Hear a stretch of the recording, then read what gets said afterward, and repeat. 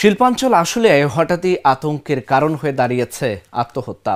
গত 6 মাসে আত্মহত্যার ঘটনায় থানায় অপমৃত্যুর মামলা হয়েছে প্রায় 164টি। তবে বিভিন্ন এনজিও সংস্থা বলছে আত্মহত্যার ঘটনা এর থেকেও অনেক বেশি, যার মধ্যে শ্রমিকদের সংখ্যা প্রায় 95% বেশি। বিট পুলিশিংয়ের মাধ্যমে জনসচেতনতা তৈরির পাশাপাশি সব ধরনের আইনি সহায়তার আশ্বাস দিচ্ছে প্রশাসন। আশুলিয়া থেকে মোহাম্মদ শাহিন আলমের পাঠানো তথ্যচিত্রে ডেস্ক রিপোর্ট। শ্রমিক অধ্যুষিত এলাকা রাজধানীর আশুলিয়া শিল্পাঞ্চল, যেখানে 20 লাখ মানুষের বসবাস, যাদের বেশিরভাগই বিভিন্ন শিল্প কারখানার শ্রমিক। এই শিল্পাঞ্চল খ্যাত এলাকায় বসবাস করেন দেশের প্রায় প্রতিটি জেলার মানুষ, যারা কাজ করেন বিভিন্ন পোশাক শিল্প কারখানায়। তবে ইদানিং আত্মহত্যার প্রবণতা বেড়ে যাওয়ায় এলাকায় চাঞ্চল্যর সৃষ্টি হয়েছে। প্রতিনিয়তই ঘটছে আত্মহত্যার ঘটনা। গত 6 মাসে থানায় অপমৃত্যুর মামলা হয়েছে প্রায় 164টি। কখনো এক রশিতে দম্পতি আত্মহত্যার ঘটনা, আবার কখনো নিজ কারখানার কক্ষে গলায় রশি পেঁচিয়ে আত্মহত্যার মতো ঘটনাও রয়েছে। আবার কখনো দেখা যায় স্কুল কলেজে পড়ুয়া শিক্ষার্থীরাও এই আত্মহত্যার পথ বেছে নেয়। তবে গত 2 মাসে আত্মহত্যার ঘটনার প্রায় 41টি, যার অধিকাংশ ঘটিয়েছেন কারখানার শ্রমিকরা। বেকারত্ব সবচেয়ে বড় জিনিস। এরপর আমাদের সমাজে সবচেয়ে বেশি ভয়াবহ আকার ধারণ করেছে পরক্রিয়া, যে কারণে সংসারে বিরোধ। এই জায়গা থেকে মানুষ স্বামী স্ত্রীর যে কন্দল, এই কন্দল থেকে অনেকে আত্মহত্যা করতেছে। দেখা যাচ্ছে অনেক সময় গার্মেন্টসে কাজ কাম থাকে না ওদের, আবার দোকান থেকে বাকি খায়। অনেক সময় দোকানদারেও চাপ দেয়, বাড়িওয়ালা কোনো খোঁজ খবর নেয় না তাদের কাজ কাম আছে কি না। এখন নিরুপায় হয়ে তারা দেখা যাচ্ছে যে আত্মহত্যা করতে বাধ্য হয়।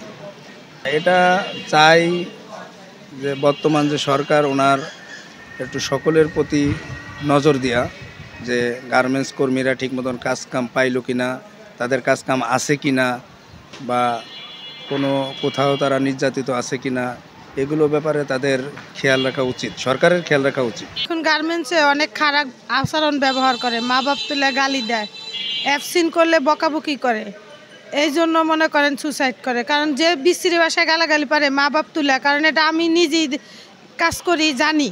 সেদিনকেই তো আমার কাছে একটা মেয়ে আসছিল, ওই যে গার্মেন্টসে চাকরি করতে, পরে কয়েক আমার বাবা অসুস্থ, পরে ছুটি চাইছে, দেয় নাই। পরে ছুটি চাইলে না দেওয়ার কারণে পরের দিন গিয়েছে, অনেক বকাবকি করছে, মা বাপ তুলে গালি দিচ্ছে, আর কইছে মাথা সুদ তোর বাপ মা কি মরে গেছে নাকি। পরে তো মায়ের আগে কয় যে অফিসে যাবে না, রিজেন দিবে, পরে চাকরি ছাড়াইছে।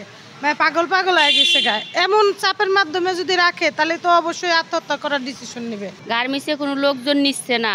চাকরির জন্য গেলে কয় বয়স বেশি, চাকরির জন্য গেলে কয় তুমি ওইটা করেছো সেটা করেছো, আমরা কিন্তু রিজাইন দিয়ে আসি, তা আমাদের চাকরিটা হচ্ছে না, তাহলে আমরা কিভাবে বাঁচবো? কি করবে মানুষ? খাওয়া লাগে, খাওয়াটা যেমন তেমন, ঘর ভাড়া মেন, মাস শেষ হলে ঘর ভাড়া দিতে হয়।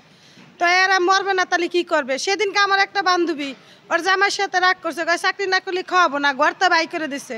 আমার বাসায় আইসে কইতেছে মরে যাবো, আমি পরে বুঝে টুজে পরে পাঠাই দিছি। এরা মরবে না তাই কি করবে? আত্মহত্যা জীবনের সঠিক সমাধান নয়। যোগাযোগ করলে শ্রমিকদের যে কোনো ধরনের সমস্যার সমাধানের আশ্বাস দেন শ্রমিক প্রতিনিধিরা। এখানে অনেক নারী পুরুষ যারা চাকরি করে, একজন আরেকজনের সাথে কথা বলতে গেলেই মেয়ে ছেলেরে মাইন্ড করে, ছেলে মেয়েরে মাইন্ড করে, দুজনের ভিতরে একটা ঝামেলা হয়, এটা আমরা জানি। এছাড়াও সংসারে অনেক সময় অশান্তি, আপনার চাকরি বাকরি নিয়ে একটা হতাশা থাকে। তো যারাই আত্মহত্যার পথ বেছে নিচ্ছেন, আমি তাদেরকে বলবো আত্মহত্যাই সমাধান না।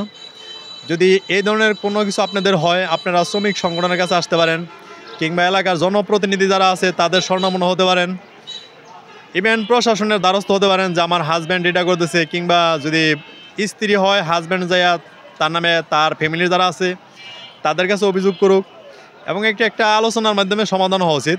আত্মহত্যাই সমাধানের মূল পথ। আত্মহত্যার প্রবণতা কমাতে বিট পুলিশিংয়ের মাধ্যমে জনসচেতনতার পাশাপাশি সব ধরনের সহায়তার আশ্বাস দেন প্রশাসনের এই কর্মকর্তা। এই এলাকাটা জানেন যে শিল্প এলাকা, এখানে বিভিন্ন জায়গা থেকে হয়তো নিম্ন মধ্যবিত্ত পরিবারের লোকজন বসবাস করে, আর তাদের ভেতরে আত্মহত্যার প্রবণতাটা অনেক বেশি থাকে। এবং মানসিক যদি কোনো অবস্থা তৈরি হয় তাহলে সেই ক্ষেত্রে তাদের হয়তো ডাক্তারের কাছে যাওয়ার প্রয়োজন, সে যায় না, অথবা পারিবারিক দ্বন্দ্ব থাকে, সেটা সমাধান করে না, এই কারণে হয়ে থাকে। তো আমাদের জনসচেতনতা বৃদ্ধিটাই আমাদের মূল কারণ। জীবন মানেই যুদ্ধ, এর মাধ্যমেই চেষ্টা করতে হবে বেঁচে থাকার। ধৈর্য ধরে বেঁচে থাকলে জীবনে পরিবর্তন আসবেই। Dhaka journal news desk.